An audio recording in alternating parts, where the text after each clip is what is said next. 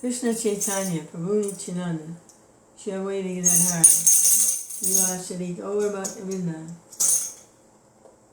Hare Krishna, Krishna Krishna, Hare Hare, Hare Rama, Rama Rama, Hare Hare.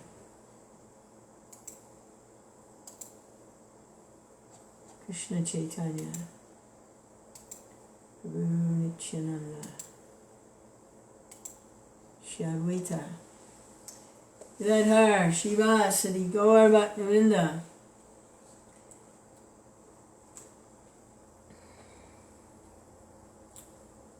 Stay in the present moment. Don't be carried away by the past. Don't be carried away by the future. Stay in the present moment. Stay in the present moment. Sometimes the present moment is a little painful in different ways.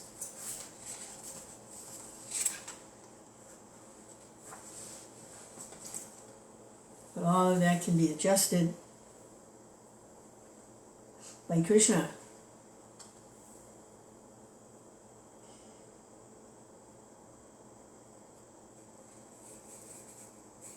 My father passed away when he was 98. And my father, I really liked my father. I really did. Even if he wasn't my father, I would have liked him anyway. He was just, a lot of people called him father because of the way he dealt with them. He was cool. And he wrote some poems toward the end of his life. And this is one little poem that he wrote. I put it on a bookmark. It's just a couple lines. He says, "Try to explain your life's greatest challenge. Odds are you would generate an answer, probably an error. There's no time more demanding and excruciatingly painful than moment awareness." So that's the kind of father I had. Kṛṣṇa, stay in the present moment. This is, in the present moment, a summary study of the 10th canto of the Srimad Bhagavatam, composed by Srila Vyasadeva as a natural commentary on the Vedas, which he also wrote. And this is a summary study by His Divine Grace A.C. Bhaktivedanta Swami Prabhupada, representative, present day representative of Srila Vyasadeva. He was physically walking around on the planet not too long ago. And this is his summary study of Srila Vyasadev's commentary on the Bhagavatam, on the Vedas. Hare Krishna, Krishna Krishna, Hare Hare, Hare Rama, Hare Rama. This is chapter 60. It's probably a pretty detailed chapter with a lot of hard names to pronounce. The title of the chapter is The Genealogical Table of the Family of Kṛṣṇa. Find these similar kinds of genealogical tables in the Old Testament also. So this is a genealogical table of the family of Kṛṣṇa.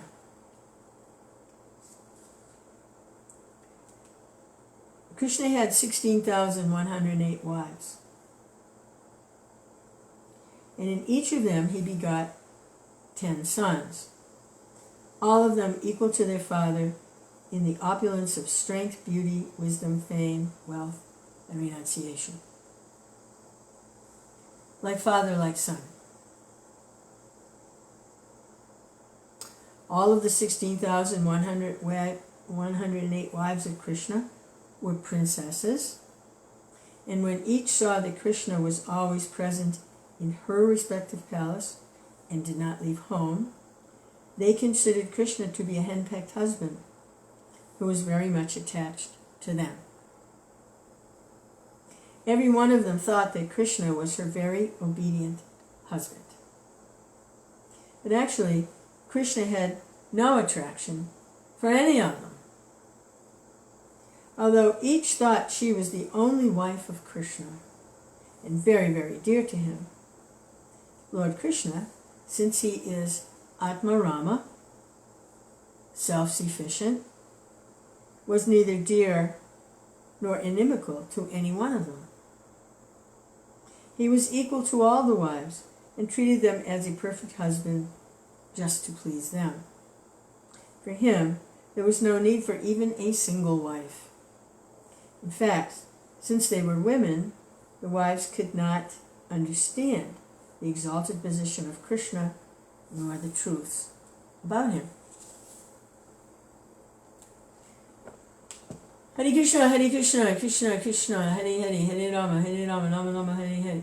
That almost sounds impersonal, doesn't it? Like he's completely self-satisfied. He doesn't need so many wives or queens. It almost sounds like he's just the big impersonal Om. But that's not what it is. Kṛṣṇa has that aspect of being spiritual, but he also has the aspect of pastimes and fun. So these pastimes are, he's enjoying, his enjoying spirit. Hare Krishna, Hare is all in Kṛṣṇa. All the princesses who were wives of Kṛṣṇa were exquisitely beautiful, and each one of them was attracted by Kṛṣṇa's eyes, which were just like lotus petals, and by his beautiful face, long arms, broad ears, pleasing smile, humorous talk, and sweet words. Influenced by these features of Kṛṣṇa, they all used to dress themselves very attractively, desiring to attract Kṛṣṇa by their feminine bodily appeal. They used to exhibit their feminine characteristics by smiling, moving their eyebrows, and thus throwing sharpened arrows of conjugal love just to awaken Kṛṣṇa's lusty desires for them. Still, they could not arouse the mind of Kṛṣṇa or his sex appetite. This means that Kṛṣṇa never had any sex relations with any of his many wives, save and except to beget children. Hare Krishna, Krishna Krishna, Hare Hare Rama, Rama Rama, Hare Hare. The queens of Dwarka were so fortunate that they got Lord Kṛṣṇa as their husband and personal companion. Although he is not approachable by exalted demigods like Lord Brahma. They remained together as husband and wife, and Kṛṣṇa, as an ideal husband, treated them in such a way that at every moment there was an increase of transcendental bliss in their smiling exchanges, talking, and mixing together. Each and every wife had hundreds and thousands of maidservants. Yet when Kṛṣṇa entered the palaces of his thousands of wives, each one of them used to receive Kṛṣṇa personally by seating him in a nice chair, worshipping him with all requisite paraphernalia, personally washing his lotus feet, offering him betel nuts, massaging his legs to relieve them from fatigue, fanning him to make him comfortable, offering all kinds of scented sandalwood pulp, oils, and aromatics, putting flower garlands on his neck, dressing his hair, getting him to lie down on the bed, and assisting him in taking his bath. Thus they served always in every respect, especially when Kṛṣṇa was eating. They were always engaged in the service of the Lord.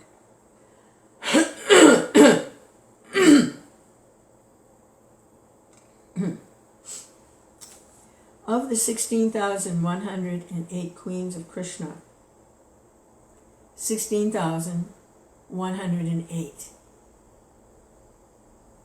16,108 queens of Kṛṣṇa, each of whom had 10 sons. There is the following list of the sons of the first 8 queens. By Rukmini, Kṛṣṇa had 10 sons. Pradyumna, Charudeshna, Sudeshna, Charudeha, Sucharu, Charugupta, Bhadracharu, Charuchandra, Vicharu, and Charu. None of them were inferior in their qualities to the Divine Father, Lord Kṛṣṇa. Similarly, Satyabhama had 10 sons, and their names are as follows: Bhanu, Subhanu, Swarbhanu, Prabhanu, Bhanuman, Chandrabhanu, Brihatbhanu, Atibhanu, Shribhanu, and Pratibhanu.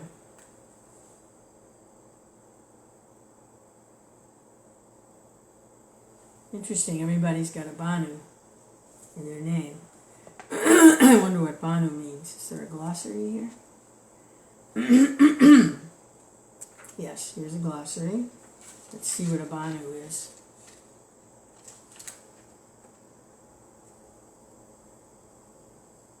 And we're not going to find out this way. It's not in the glossary.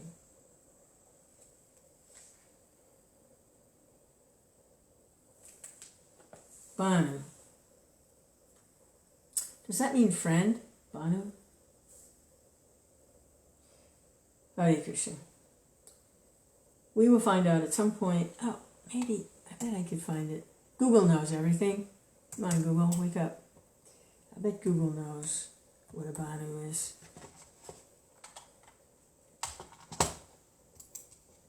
Come on, Google. Hare Krishna, Hare Krishna, Krishna Krishna.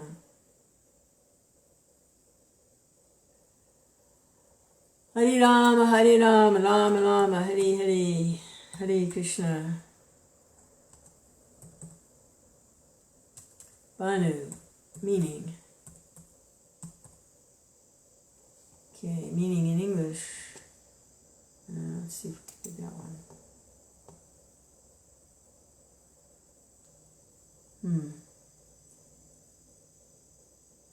Okay, it means something in English, but what does it mean in...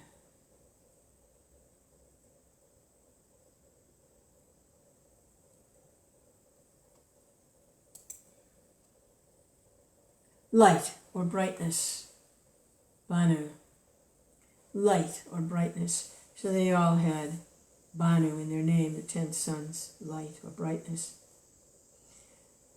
Rukmini's sons all had, more or less, the word Charu in their name. Charudeshna, Charudeha, Sucharu, Charuguptu, Vibhacharu, Charuchandra, Vicharu, and just plain old Charu. So let's see if we can find out what her sons, why they all had that name. Charu meaning in Sanskrit.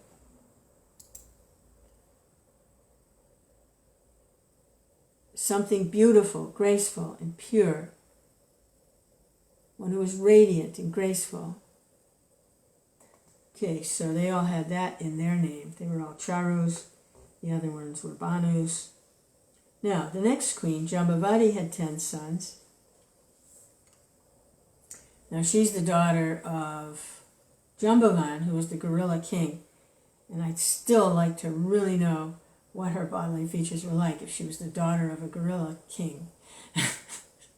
But we don't find, at least here in Kṛṣṇa book, maybe in the 10th canto, if you go like word for word, there might be some descriptions of her. But I just, such a rascal like that, I want to know what she was.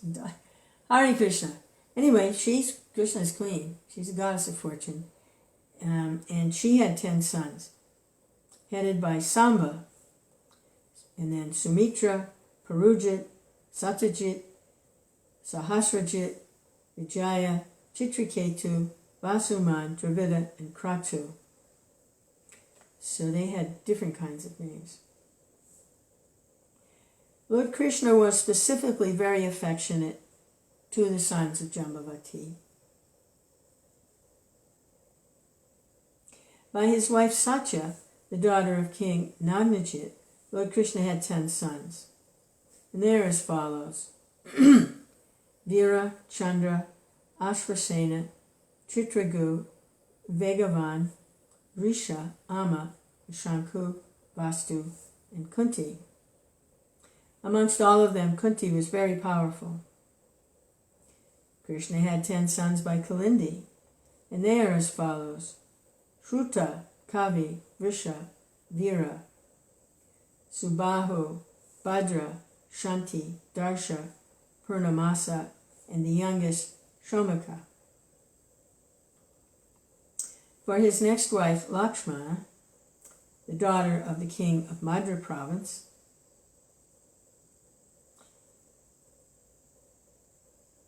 I believe she was the one that Kṛṣṇa fought with the bulls, tamed all the 7 bulls. He begot 10 sons of the names Pragosh, Gatravan, Shimha, Bala, Prabala, Urbhaga, Mahashakti, Saha, Uja, and Aparajita. Similarly, his next wife, Mitravinda, had 10 sons as follows. And the memory is so bad. We just read the chapters on how Kṛṣṇa acquired these different queens, and I can't remember how Mitravinda was acquired.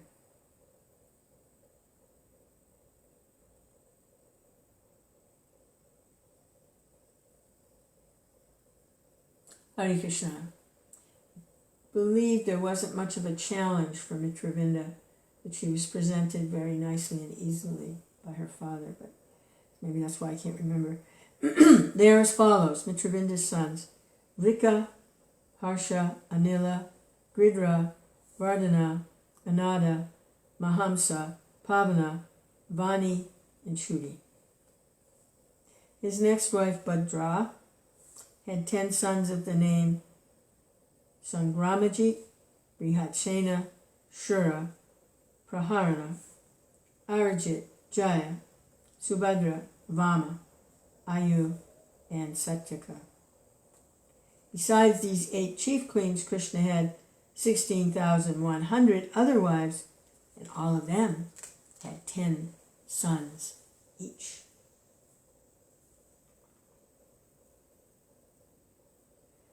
The eldest son of Rukmini, Pradyumna, was married with Mayavati from his very birth, and afterwards he was again married with Rukmavati.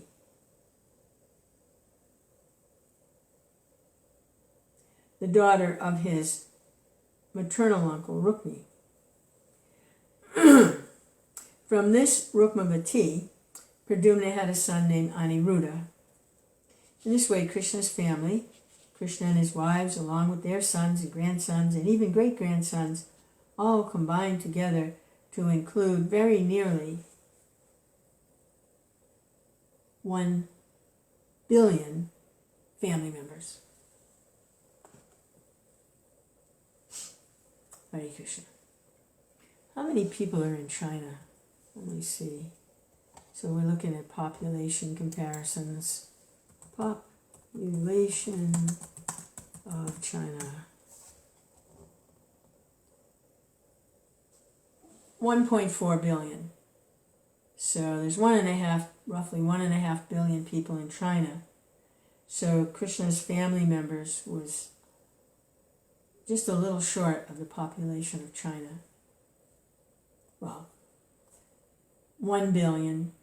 China population is almost 1.5 billion. So that's a lot of people. Rukmi, the elder brother of Krishna's first wife Rukmini, was greatly harassed and insulted in his fight with Kṛṣṇa. But on the request of Rukmini, his life was saved.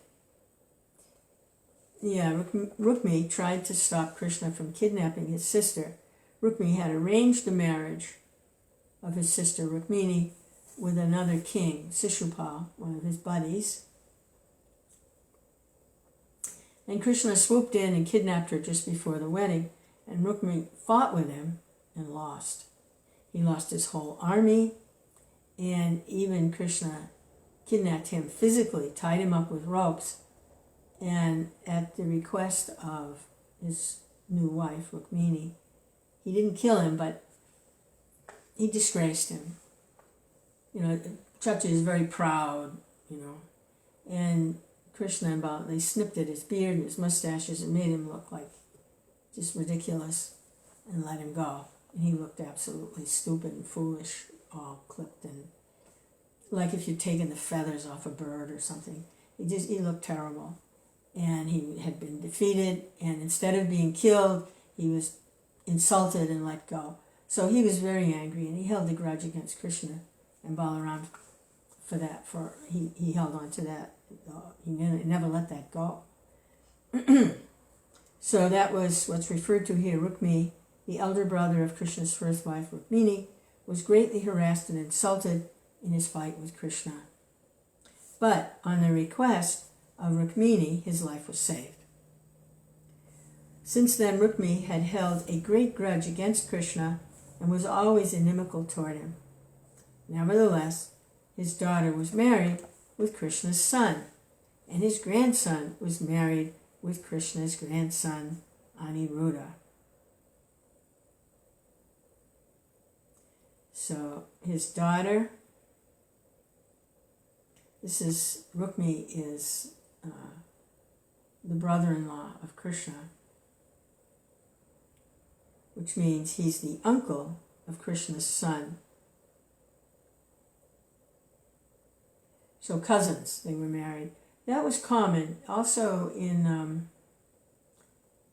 the Old Testament, for cousins to marry was not, at least also in Koran, for cousins to marry was not a terrible thing. It worked. It wasn't, the bloodlines weren't so close that there could be some problem or deformities or something. So, but these were cousins. He was the uncle of Kṛṣṇa's son,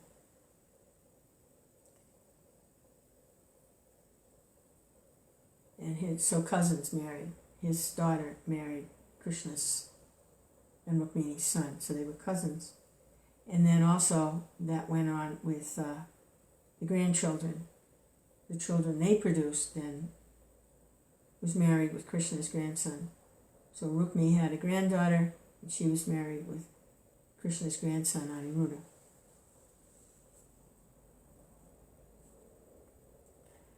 This fact appeared to be a little astonishing to Maharaj Parikshit when he heard it from Sukadeva Goswami. Not because they were cousins, but for another reason. I am surprised that Rukmi and Krishna, who were so greatly inimical to one another, could again be united by marital relationships between their descendants. Parikshit Maharaj was curious about the mystery of this incident, and therefore he inquired further from Sukadeva Goswami. Because Sukadeva Goswami was a practical yogi, nothing was hidden from his power of sight. So there's a conversation going on between Sukadeva Goswami, the spiritual master, and Maharaj Parikshit, a surrendered soul and disciple. And Sukadeva Goswami is answering the questions of his student. So Maharaj Parikshit, the student, was curious about the mystery of the incident that these descendants of Rukmi and Krishna were marrying when Rukmi was inimical toward Krishna. So the student Maharaj Parikshit inquires from Sukadeva Goswami, his teacher, because Sukadeva Goswami was a practical yogi, nothing was hidden from his power of sight. A perfect yogi like Sukadeva Goswami can see past, present, and future in all details. Therefore, from such yogis or mystics, there can be nothing concealed. When Parikshit Maharaj inquired from Sukadeva Goswami, Sukadeva Goswami answered as follows. Again, a little background here on who these personalities are. The son of Krishna and the grandson and so on. Pradyumna, the eldest son of Krishna, born of Rukmini, was Cupid himself. He was so beautiful and attractive that the daughter of Rukmi, named Rukmavati, could not select any husband other than Pradyumna during her Swayamvara. Therefore, in that selection meeting, she garlanded Pradyumna in the presence of all other princes. When there was a fight among the princes, Pradyumna came out victorious, and therefore Rukmi was obliged to offer his beautiful daughter to him. And the Kshatriyas are always fighting, especially at weddings.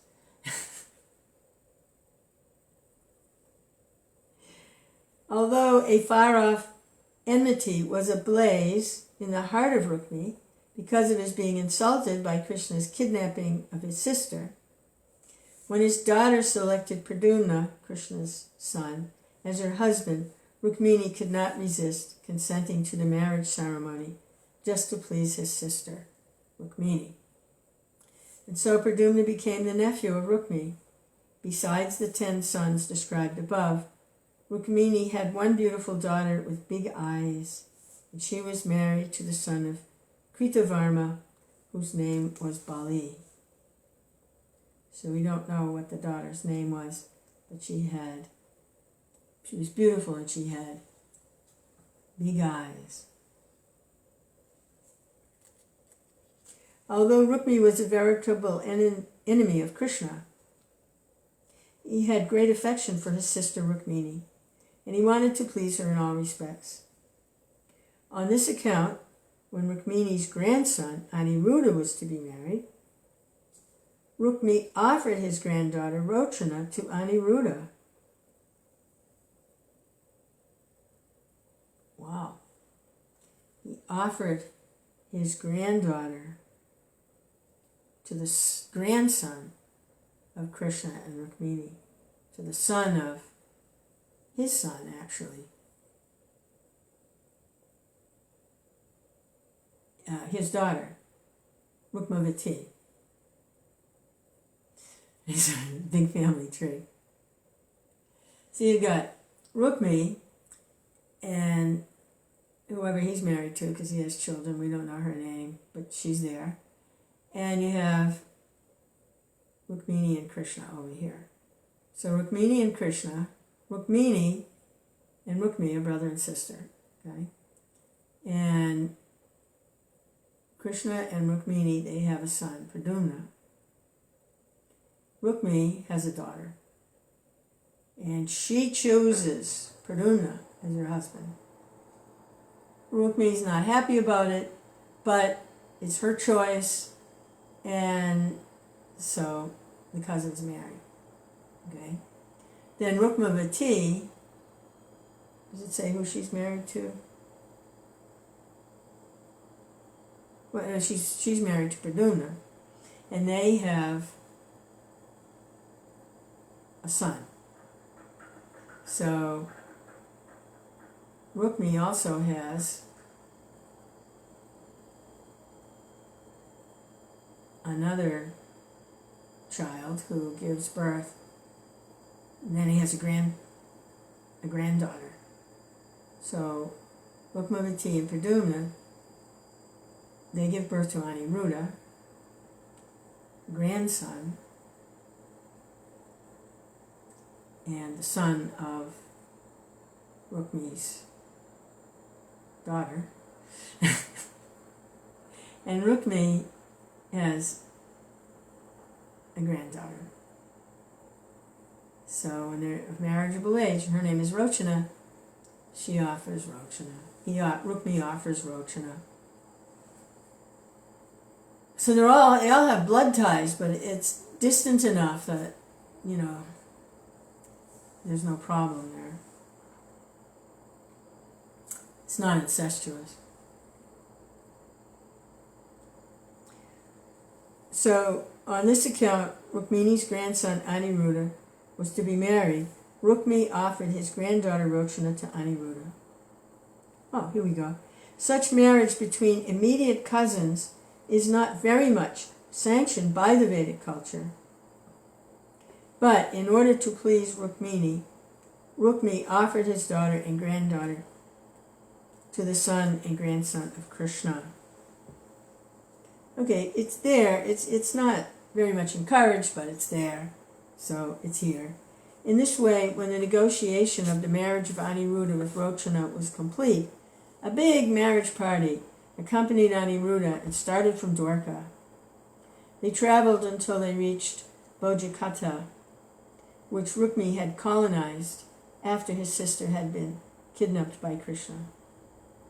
The marriage party was led by the grandfather, namely Lord Kṛṣṇa, accompanied by Lord Balaram, as well as Krishna's first wife, Rukmini, his son, Pradyumna, Jambavati's son, Samba, many other relatives and family members. They reached the town of Bojikata, and the marriage ceremony was peacefully performed.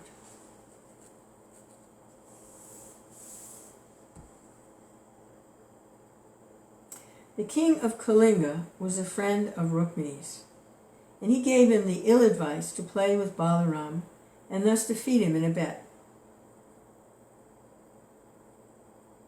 Among the Kshatriya kings, betting and gambling in chess was not uncommon. If someone challenged a friend to play on the chessboard, the friend could not deny the challenge. Sri Balaramaji was not a very expert chess player, and this was known to the king of Kalinga. So Rukmi was advised to retaliate against the family members of Kṛṣṇa by challenging Balaram to play chess. Although not a very expert chess player, Sri Balaramaji was very enthusiastic in sporting activities. He accepted the challenge of Rukmi and sat down to play. Betting was with gold coins, and Balaram first of all challenged with 100 coins, then 1,000 coins, then 10,000 coins. Each time, Balaram lost, and Rukmi became victorious. So they just had a very peaceful marriage ceremony. Now the king of Kalinga has whispered into Rukmi's ear, "Hey, you want to get even with them for all the stuff they did to you in the past? Challenge Balaram to a chess match. He can't play for beans. This ought to be good." So yeah, he's losing every time. Balaram's losing the game was an opportunity for the king of Kalinga to criticize Kṛṣṇa and Balaram. Maybe they've been drinking or something. I don't know. Thus the king of Kalinga was talking jokingly and purposely showing his teeth to Balaram. Because Balaram was the loser in the game, he was a little intolerant of the sarcastic joking words. He became a little agitated, and when Rukmi again challenged Balaram, he made a bet of 100,000 gold coins. Fortunately, this time, Balaram won.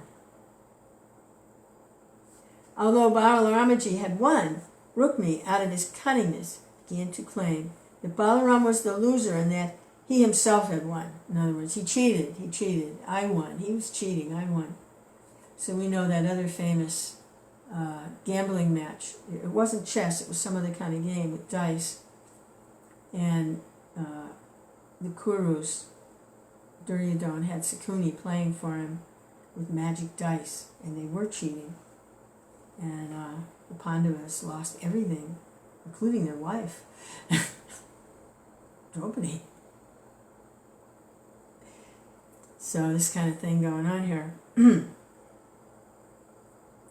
Although Balaramaji had won, Rukmi, out of his cunningness, began to claim that Balaram was the loser and that he himself had won. Because of this lie, Balaramaji became most angry with Rukmi.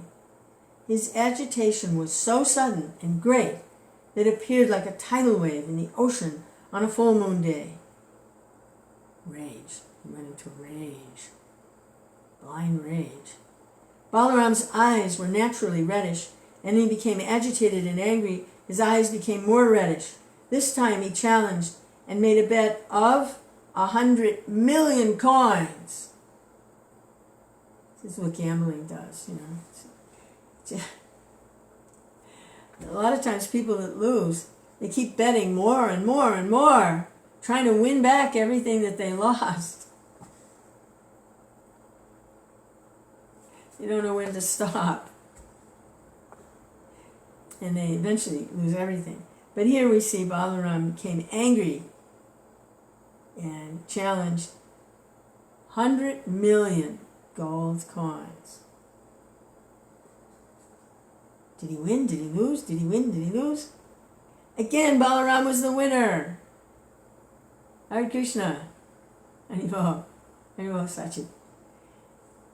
This is the chess match between Rukmi and Balaram.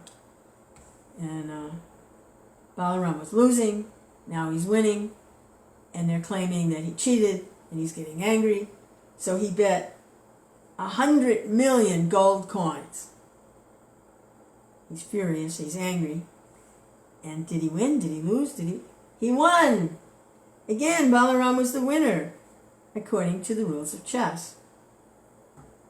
But Rukmi again cunningly began to claim that he had won. In other words, Balaram was cheating, I really won. He was cheating, I won. Rukmi appealed to the princes present, and he especially mentioned the name of the king of Kalinga. So he wants support from everybody that's watching. He's appealing to them. And he points out it's the king of Kalinga is causing this problem.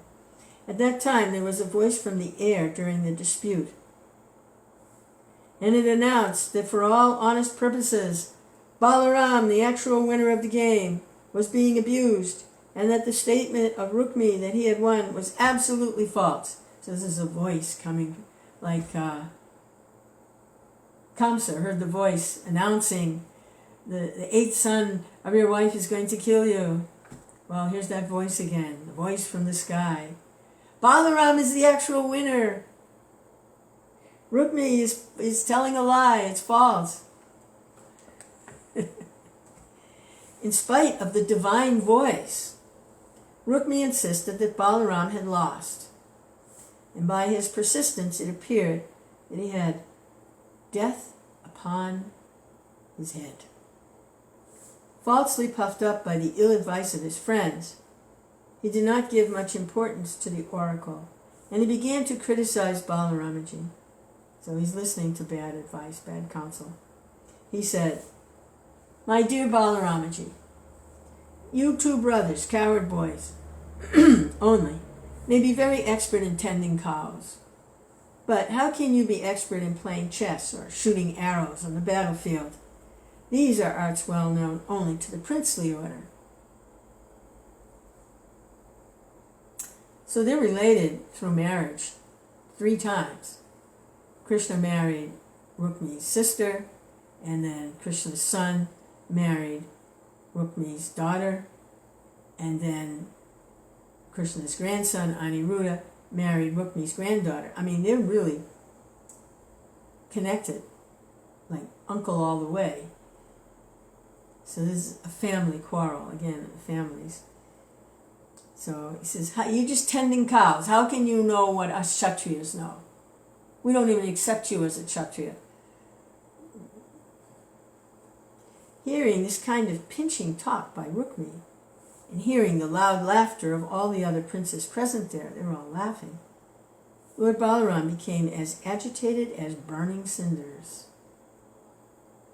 He immediately took a club in his hand, and without any further talk, struck Rukmi on the head. From that one blow, Rukmi fell down immediately and was dead and gone. Thus Rukmi was killed by Balaram on the auspicious occasion of Aniruddha's marriage.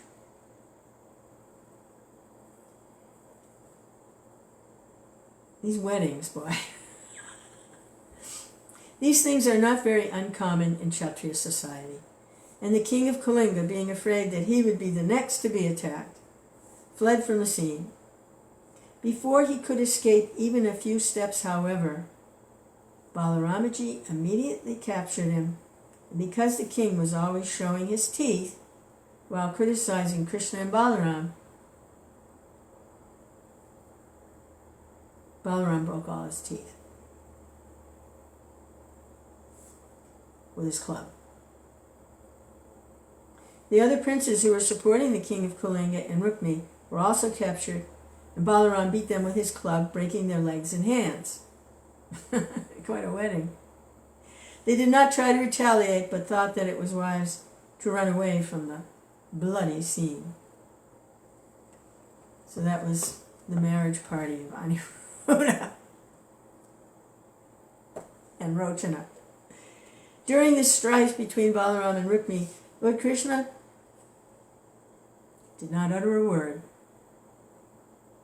for he knew that if he supported Balaram, Rukmini would be unhappy, because that was her brother. So he didn't say a word. And if he said that the killing of Rukmi was unjust, then Balaram would be unhappy. So he didn't say anything. If he supported Balaram, Rukmi would get angry. And if he supported Rukmi, Balaram would get angry. So he's not saying anything.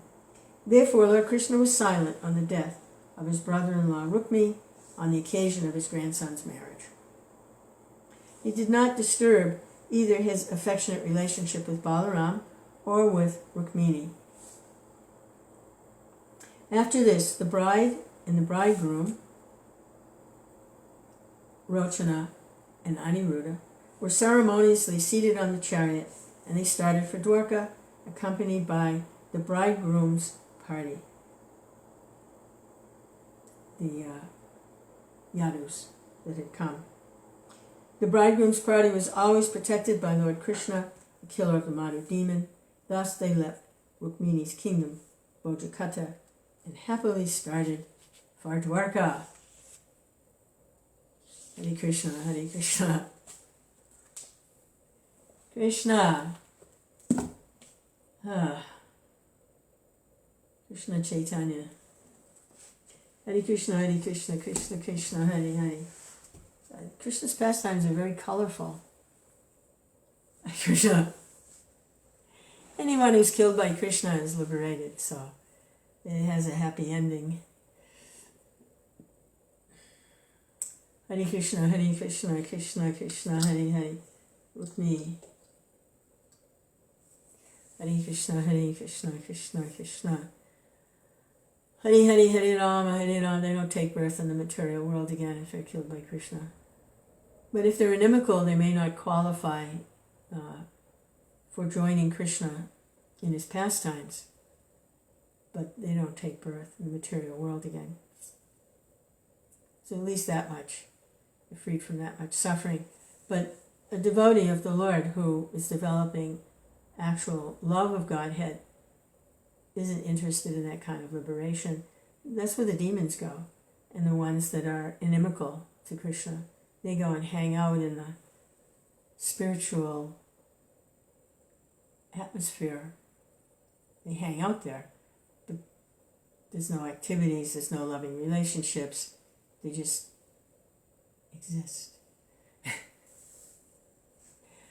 They're not influenced by modes of material nature, goodness, passion, and ignorance, but they're also not engaged in devotional service, devotional activities, and so there's no ananda, there's no actual bliss, not really. Hare Krishna is just exist.